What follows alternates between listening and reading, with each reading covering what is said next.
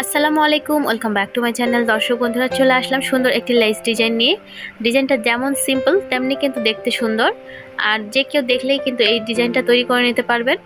কাজটি কিন্তু সম্পূর্ণ করেছি 9 তার সুতা এবং 11 নাম্বার কাটা দিয়ে। আপনারা কিন্তু পছন্দ মতো সুতা নিয়ে নিতে পারেন, চাইলে কিন্তু গুটি সুতা দিয়েও কাজটা করে নিতে পারেন, কারণ গুটি সুতা দিয়ে লেস তৈরি করলে ডিজাইনটা দেখতে আরও বেশি ভালো হয়। কারণ 9টা সুতা যেহেতু একটু ভারী হয়ে থাকে, এজন্য চাইলে 3টার সুতা দিয়েও কিন্তু তৈরি করে নিতে পারেন। তো প্রথমে আপনারা যেখানে তৈরি করবেন তার মধ্যে কিন্তু এভাবে স্লিপ স্টিচ করে নিয়ে কাটার সাথে তারপরে কাপড়ের মধ্যে কিন্তু আটকে নিতে হবে। আর এই যে এভাবে করে যতটুকু চওড়া রাখতে চাচ্ছেন কাপড়ের যে পার্টটা, সেটা কিন্তু সেভাবে করে সেলাই করে নিতে হবে প্রথমে। তারপরে আমি একটা সিঙ্গেল ক্রোশি দিয়ে কিন্তু এখানে জয়েন্ট করে নিলাম। এবার এখানে আমি 3টা চেন তৈরি করে নেব। 3টা করে চেন নেব এবং 3টা চেন সমান দূরত্বে গিয়ে একটা করে সিঙ্গেল ক্রোশি তুলে নিতে হবে। কাজটাকে অবশ্যই খেয়াল করতে হবে যেন খুব বেশি দূরত্ব হয়ে না যায়, আবার খুব বেশি কাছে হয়ে না যায়, তাহলে কিন্তু দেখা যাবে খুব বেশি কাছে হলে এটা কুঁচকে থাকবে, আবার খুব বেশি দূরত্বে হলে কিন্তু টান টান হয়ে থাকবে, তখন আবার দেখতে ভালো লাগবে না। তো দর্শক, এভাবে করে আমি 3টা করে চেন করে করে সিঙ্গেল ক্রোশি করে নিচ্ছি। তো যতটুকু কাপড়ের মধ্যে ডিজাইনটা তৈরি করতে চাচ্ছেন সম্পূর্ণ কাপড়ের মধ্যেই কিন্তু এভাবে করে প্রথমে 3টা করে চেন এবং সিঙ্গেল ক্রোশি দিয়ে আটকে নিতে হবে।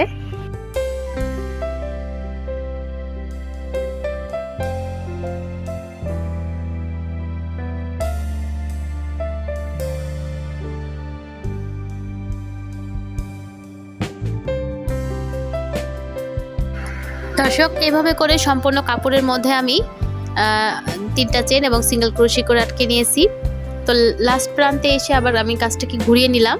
নেওয়ার পরে এই প্রথমে স্পেসের মধ্যে এসে একবার স্লিপ স্টিচ করে নিচ্ছি। নেওয়ার পর আমি এখানে 3টা চেন তৈরি করব। 3টা চেন কিন্তু একটা ডাবল ক্রোশি, আমি এই গ্যাপের মধ্যে আরও 3টা ডাবল ক্রোশি করে নেব, তাহলে কিন্তু মোট 4টা ডাবল ক্রোশি একটি গ্যাপের মধ্যে তৈরি হচ্ছে। তো আমি এখানে আরও 3টা ডাবল ক্রোশি নিয়ে মোট 4টা ডাবল ক্রোশি করে নিচ্ছি। 4টা ডাবল ক্রোশি হওয়ার পরে এখানে কিন্তু 3টা চেন তৈরি করে নিতে হবে। 3টা চেন নেওয়ার পরে মাঝখানের একটি গ্যাপ আমি স্কিপ করে দেব এবং পরবর্তী যে গ্যাপ আছে সেখানে গিয়ে আবারও 4টা ডাবল ক্রোশি করে নেব। তো এভাবে করে 4টা করে ডাবল ক্রোশি নিতে হবে এবং মাঝখানে কিন্তু একটি করে গ্যাপ স্কিপ করতে হবে এবং তার পরবর্তী গ্যাপের মধ্যে গিয়ে 4টা করে ডাবল ক্রোশি করে নিতে হবে এবং মাঝখানে একটি করে এক ঘর থেকে আরেক ঘরে যাওয়ার জন্য এখানে 3টা করে চেনের স্পেস নিতে হবে।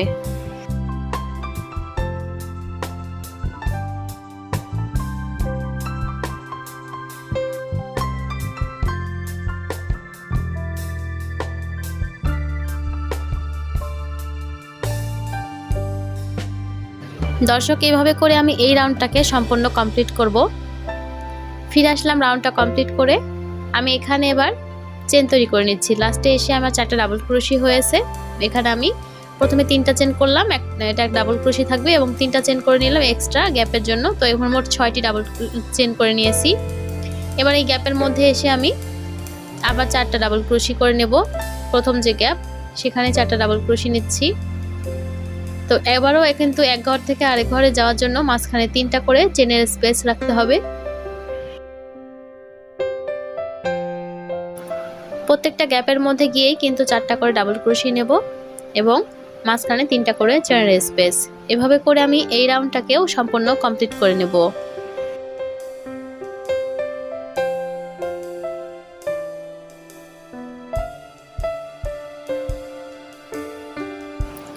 দর্শক, সম্পূর্ণ রাউন্ডটা কমপ্লিট করলাম এভাবে করেই। লাস্টে এসে আমি আবার 3টা চেন তৈরি করে নিচ্ছি। 3টা চেন তৈরি করে নেওয়ার পরে এই যে লাস্টের দিকে যে একটা ডাবল ক্রোশি আছে তার উপর থেকে কিন্তু অর্থাৎ 3টা যে চেন আছে তার ভিতর থেকে আমি একবার ডাবল ক্রোশি তুলে নিচ্ছি। এবার এখানে চেন তৈরি করে নিলাম 3টা। কাজটাকে ঘুরিয়ে নেব। তারপরে সেম গ্যাপের মধ্যে আমি আরও 3টা ডাবল ক্রোশি করে নিচ্ছি, তাহলে কিন্তু মোট 4টা ডাবল ক্রোশি এই গ্যাপের মধ্যে তৈরি হয়ে গেল। এবার এখান থেকে আবারও 3টা চেন তৈরি করতে হবে এবং আবারও যে 3টা করে চেনের স্পেস আছে এই স্পেসগুলোর মধ্যে গিয়ে আবারও 4টা করে ডাবল ক্রোশি তৈরি করে নেব। এভাবে করে আবার এই রাউন্ডটাকে কমপ্লিট করব।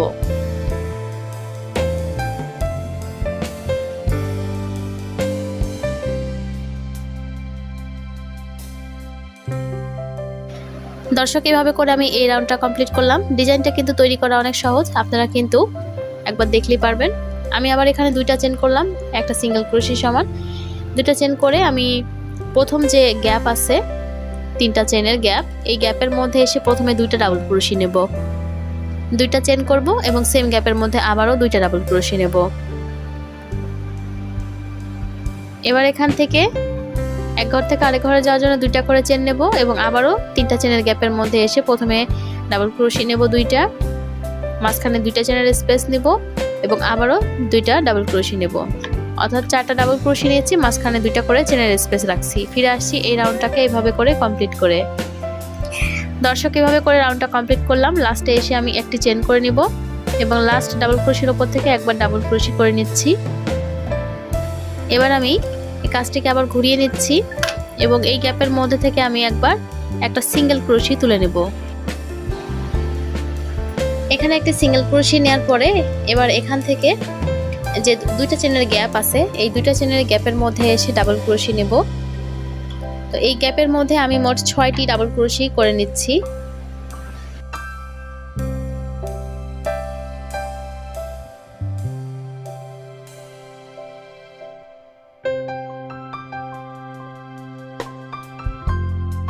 ছয়টা ডাবল ক্রোশি হওয়ার পরে পরবর্তী গ্যাপের মধ্যে এসে একবার সিঙ্গেল ক্রোশি করে দেব।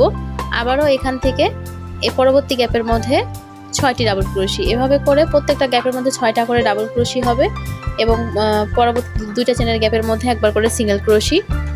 দর্শক, এভাবে করে কিন্তু এই রাউন্ডটাকে কমপ্লিট করে নিতে হবে। আশা করি বুঝতে পেরেছেন। ডিজাইনটা কিন্তু তৈরি করা অনেক সহজ আর দেখতেও কিন্তু অনেক সুন্দর। দর্শক, ভিডিওটা যদি একটুকু ভালো লেগে থাকে তো প্লিজ ভিডিওতে একটা লাইক দিতে ভুলবেন না, আর অবশ্যই চ্যানেলটিকে সাবস্ক্রাইব করে রাখবেন নতুন নতুন অনেক ভিডিও পেতে। ধন্যবাদ সবাইকে। আসসালামু আলাইকুম।